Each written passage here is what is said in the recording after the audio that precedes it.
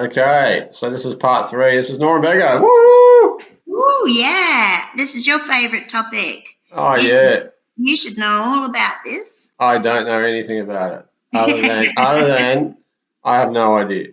Let me just get this across a bit. Okay. All right. Rock and Okay, roll. let's go. So, the world is a stage. Oh, wait, hold on. Can you go down to hide? Yep. Yeah. Sorry, guys. I should have done it before. We're gonna have a whole. We're not going to redo the last video. We're going to a whole video with that pain in the You will get used to me. Okay. So, what have we done there? We jumped. The theatre of the whole world, guys. Yep. It is considered to be the first true modern atlas written by Abraham Ortelius, and strongly encouraged by Gillis Huffman. Now, I'll keep pointing these out to you, and you tell me if I'm not seeing things that, But anyways, we'll just keep that in mind. Okay. So, it was originally printed the 20th of May, 1570. So, this is basically the first atlas printed in our current era.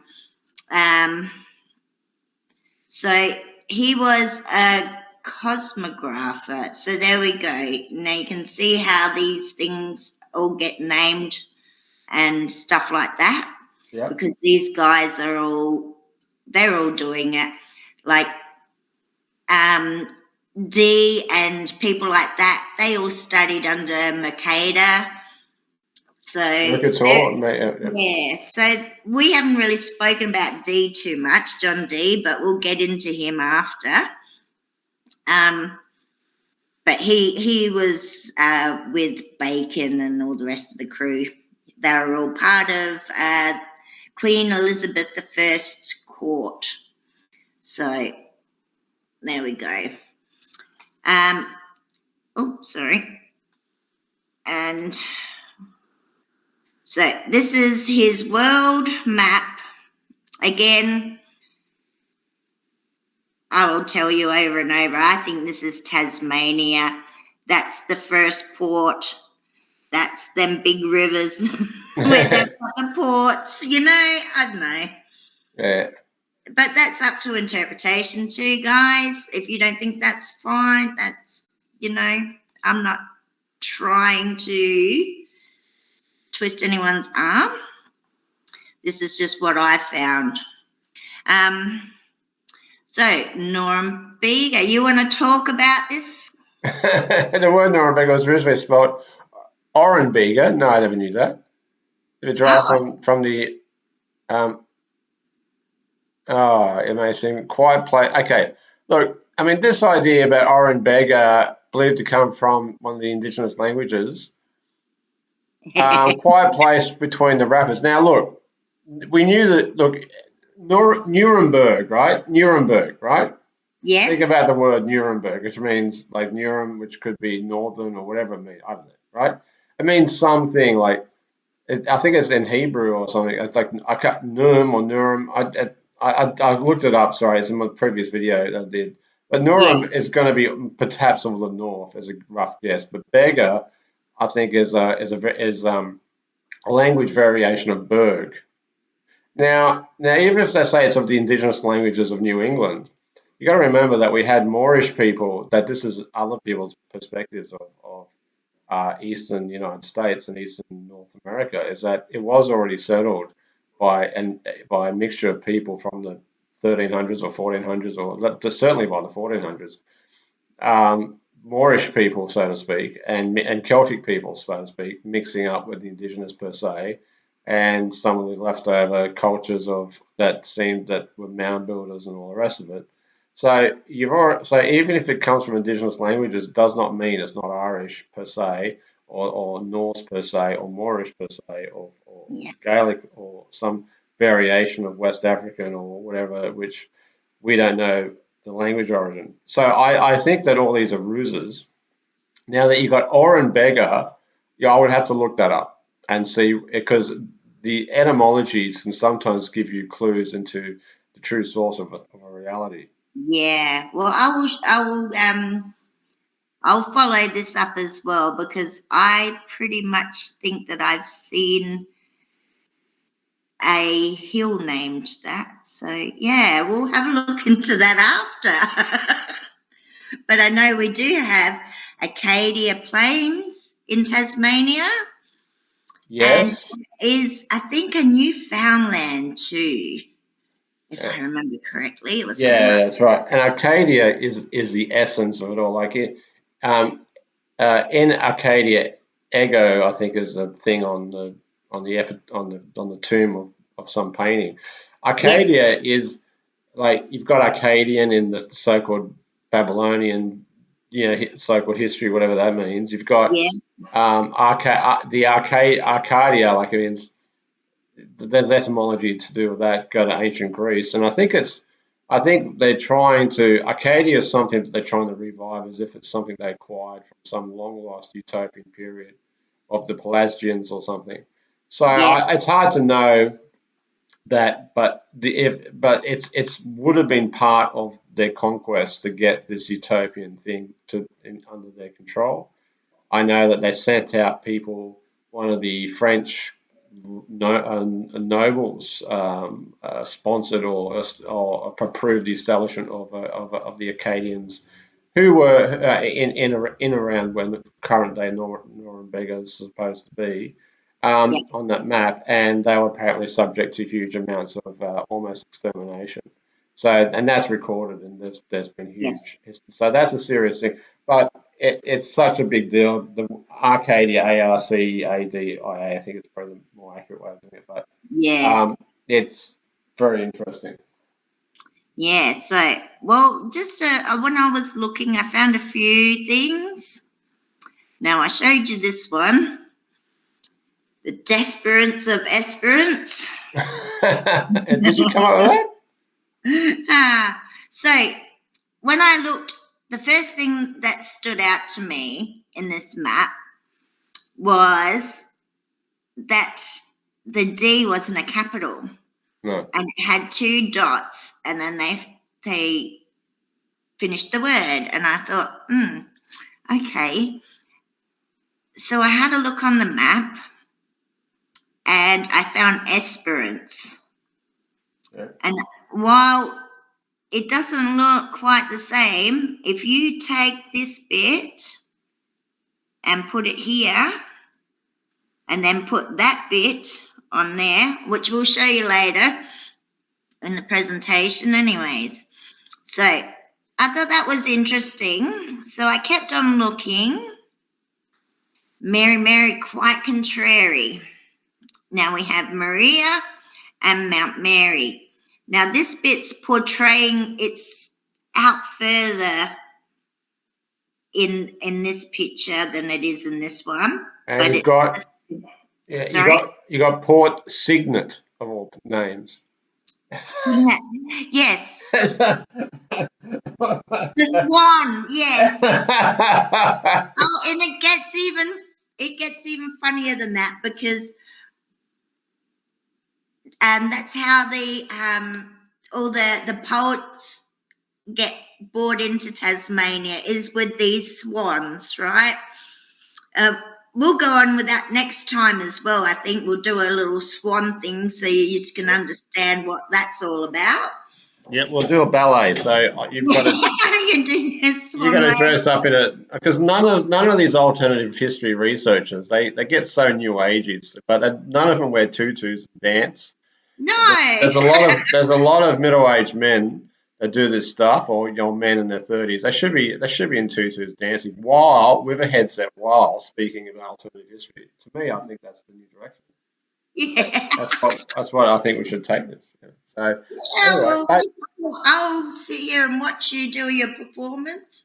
so I'll play some music for you. excellent. So it'd be interesting to see if there's a longitude latitude code.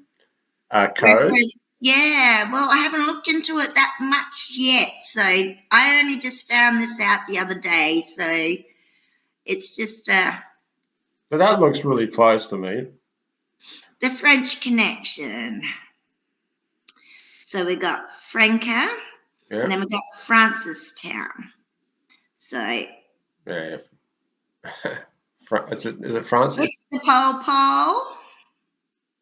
We have S-Pole, and it is abbreviated with a dot. And we have Police Point. And while that doesn't look the same, guys, they've turned this map around. Like I said, we'll show you in a minute. So you can see this here is Port Signet. This one's Esperance, okay? Yeah, great. That's excellent. Right?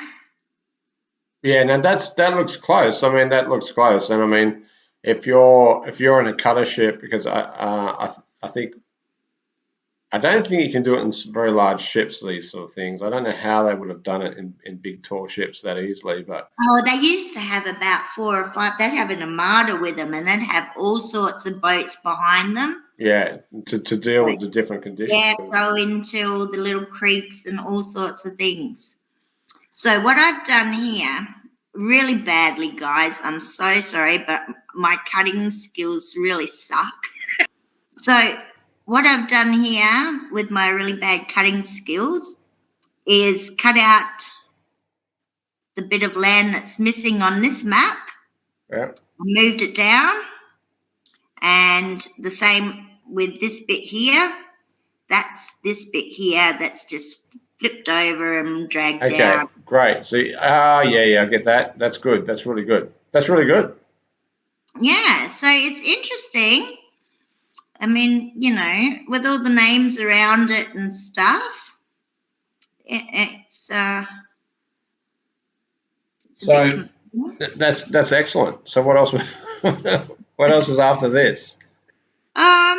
we had the bacon, eggs and bacon bake. And I was going on about the name Bacon and how, yeah, that's right. So because we got the whole thing with Alexander Wall and all those people, they are talking about Shakespearean code, which appears that there's a lineage from the original Kemet, original Egyptian royalty, so to speak, which is Jesus, which is the true Christian lineage, perhaps, and they think that they are the ones, and they might be saying all these things, and you get all these clues in their names and in the code and Shakespeare and all sorts of things.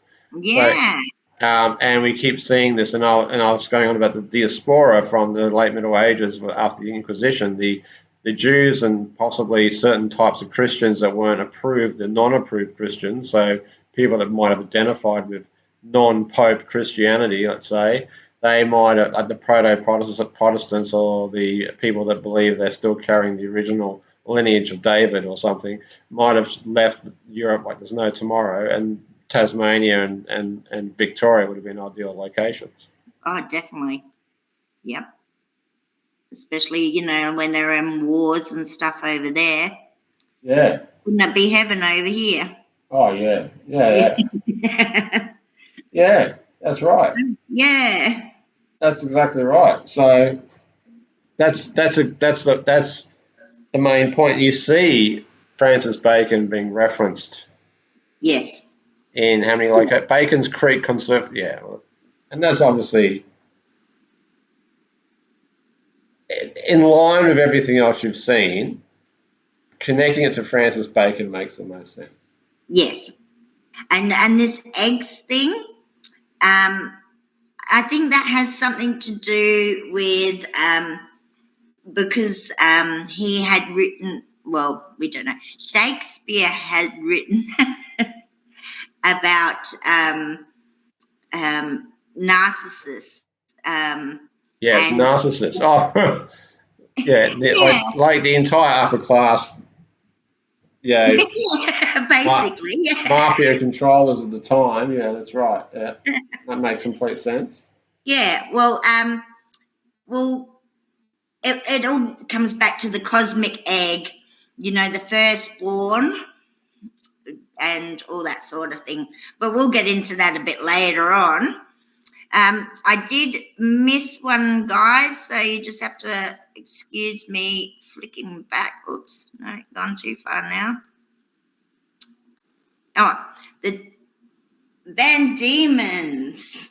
Okay, so Demonios, Yes. that which means of Demonios. You've got that on the map there. There's Demonios. I can see that in the same area of Norembega, that Yeah. in the Labrador, New England, Newfoundland area. Yes. But Van Diemens basically means of demons, and that could just likely be a French transliteration of demon itself. Yes. Okay, yeah, makes sense. But I thought that was a bit of a coincidence that we got Yeah. it here as well. I mean, like it all comes down to what's above is below, and we'll get into the numbers 3 and 4 and how one represents matter and the other one is energy and force. Yeah. We'll talk about that a bit more after. Okay. Yeah, I thought that was quite interesting. Well, I think you've done another great presentation. This is terrific. I'm looking Thank forward to you. uploading this one. Oh, well, I hope you guys all like it. Let us know if you think that that's not the case, if I'm on the wrong track, or get out your maps and study and help us come up with some more names so we can put all this together. That's it. That's what we should do. Yeah, and we all should get together, do a treasure hunt, take the gold, and just party at the Promised Land. How about that? no worries. All right.